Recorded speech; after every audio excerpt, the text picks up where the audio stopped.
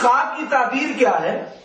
حقائق نمبر 305 ارواح ثلاثہ میں اس خواب کی عملی تعبیر کہتے ہیں حضرت والد ماجد مولانا حافظ محمد احمد صاحب امی محترم مولانا حبیب الرحمان رحمت اللہ علیہ نے بیان فرمایا کہ ایک دفعہ گنگو کی خانقاہ میں مجمع تھا.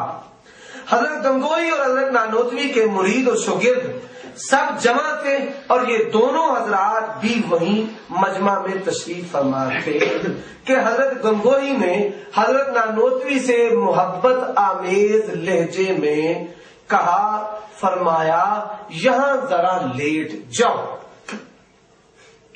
یہ عبارت ہے ان کی. اب لیٹ جاؤ. پھر کیا ہوا آگے سنیے. حضرت نانوتوی کچھ شرما سے کہے، رشید احمد گنگوئی صاحب کو خواب آیا کہ میری ان کے ساتھ شادی ہوئی ہے اور شادی کے بعد وہ کام ہوا ہے جو خامن میاں بیوی آپس میں کرتے ہیں. اب گنگوئی صاحب قاسم نانوتوی صاحب کو کہہ رہے ہیں خواب کو پورا کرنے کے لیے جی آپ لیٹ جائیں. اب وہ شرما رہے ہیں اور شرما کے کیا کہتے ہیں،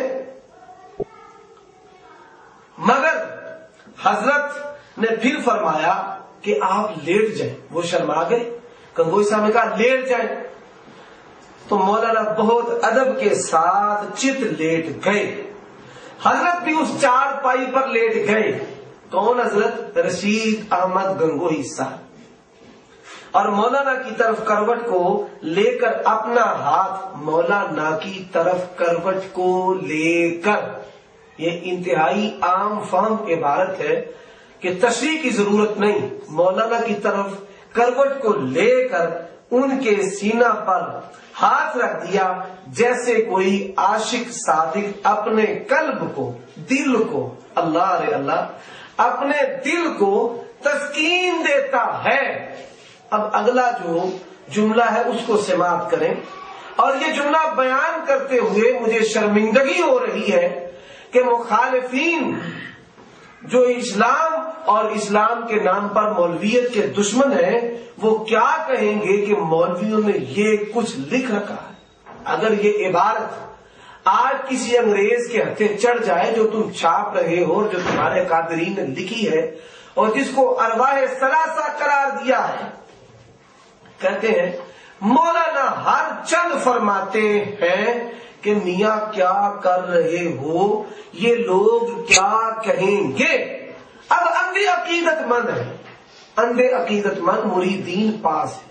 اگر وہ لیٹنا جائز تھا، میرا یہ سوال ہے کہ مولانا قاسم نانوتوی صاحب نے پھر یہ کیوں کہا کہ لوگ کیا کہیں گے؟ اس جملہ کہنے کا مطلب کیا تھا؟ حضرت نے فرمایا لوگ کہیں گے، کہنے دو، لوگوں کی کوئی پرواہ نہیں. یہ ارواح ثلاثہ ہے. ارواح ثلاثہ جناب اشرف علی تھانوی صاحب کی، اور یہ حکایت نمبر 305 مکتبہ رحمانیہ اردو بازار لاہور کی یہ چھپی ہوئی کتاب ہے.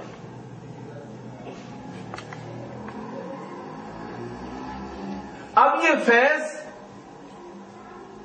کے نام پر کیا کچھ ہو رہا ہے سامعین محترم، یہ کتابوں کے فوٹو میں آپ کے سامنے اسی لیے پیش کر رہا ہوں کہ کوئی شخص یہ پراپوگنڈا اور مغالطہ دینے کی کوشش نہ کرے کہ یہ غلط بات کہہ رہے ہیں. ہم نے اصل کتابیں بھی کیمرے کی آنکھ کے سامنے کر دی. امداد المشتاق حقائق نمبر 290 ہے. اس حقائق میں راوی جناب اشرف علی تھانوی صاحب اپنے پیر و مرشد حضرت مولانا حاجی امداد اللہ مہاجر مکی ان کی ایک حکایت اور روایت کو بیان کرتے ہیں کہ حاجی صاحب کے جو پیر و مرشد شاہ نور محمد صاحب تھے ان کی شان وہ سنا رہے ہیں. فرماتے ہیں جب عصر مزار شریف کا بیان آیا، تصوف کے سبق کے دوران عصر مزار شریف کا بیان آیا، آپ نے فرمایا میرے حضرت کے ایک جلاحہ مرید تھا. بعد انتقال حضرت کے مزار شریف پر عرض کیا حضرت میں بہت پریشان ہوں، روٹیوں کو محتاج ہوں، کچھ دستگیری فرمائیے. اب ہمارا اہل سنت والجماعت کا دستگیر اللہ ہے، لیکن ان کا دستگیر کون ہے؟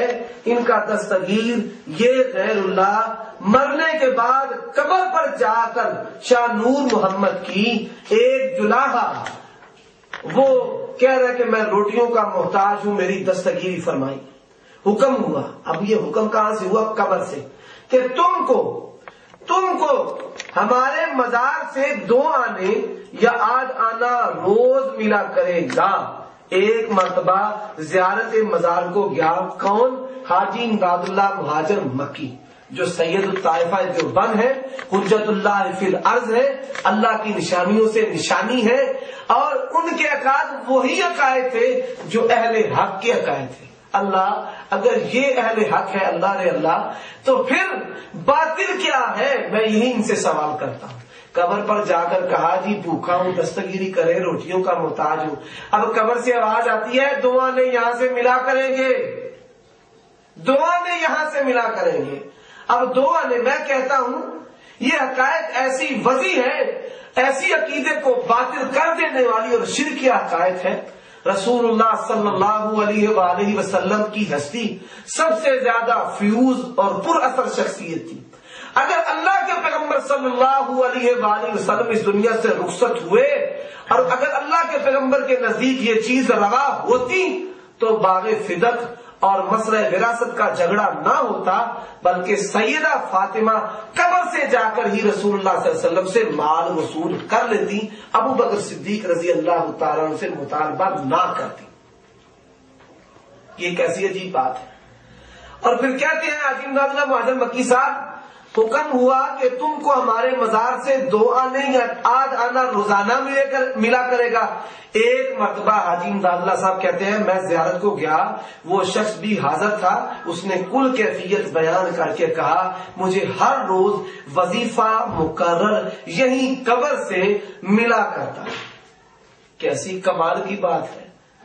اور پھر اس پر تبصرہ کرتے ہوئے جناب اشرف علی تھانوی صاحب کہتے ہیں یہ من جملہ کرامات سے ہے۔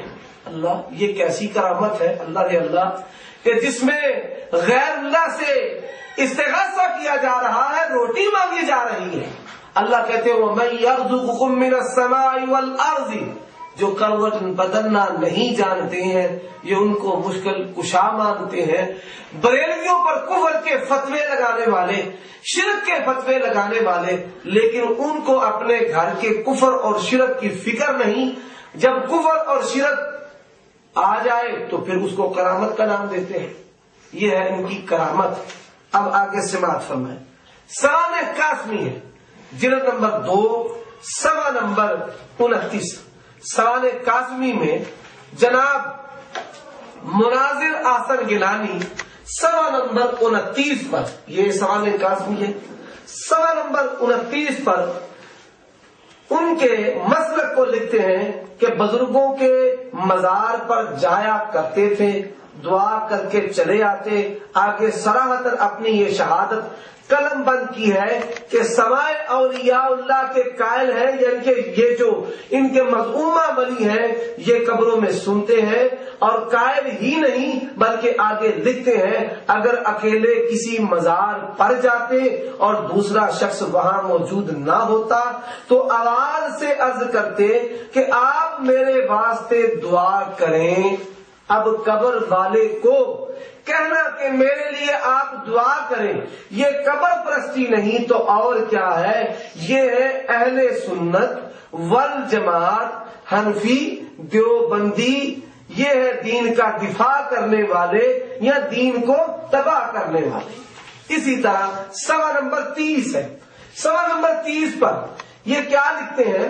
ایک مولانا طیب صاحب سلمہ اللہ تعالی علیہ اپنی یادداشت میں ارکان فرمایا ہے، حضرت نانوتوی اپنے بزرگوں سے میں نے یہ سنا ہے کہ کلیر شریف تشریف لے جاتے تو رڑکی سے پیدل ننگے پاؤں ہو لیتے اور شب کو روزہ میں داخل ہو کر کواڑ بند کر دیتے اور تمام رات حضرت صابر صاحب کے مزار پر تنہائی میں گزار دیتے ہیں۔ یہ ہے جناب اہل سنت والجماعت۔ اسی طرح آگے لکھتے ہیں اسی یادداشت میں مولانا طیب صاحب نے مولانا منظور نعمانی مدیر الفرقان لکھنؤ کے حوالے سے روایت بھی درج کی ہے.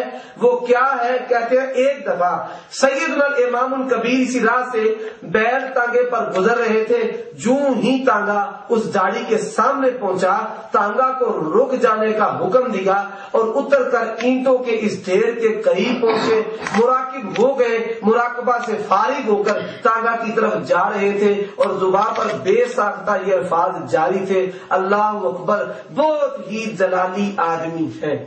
یہ ہے امام اہل سنت والجماعت کہ کشف قبور کر رہے ہیں اور وہاں قبر والے کو کہتے ہیں میرے لیے دعا کر. اور تھانوی صاحب نے صاحب قبر سے استفادہ کو متواتر قرار دیا ہے.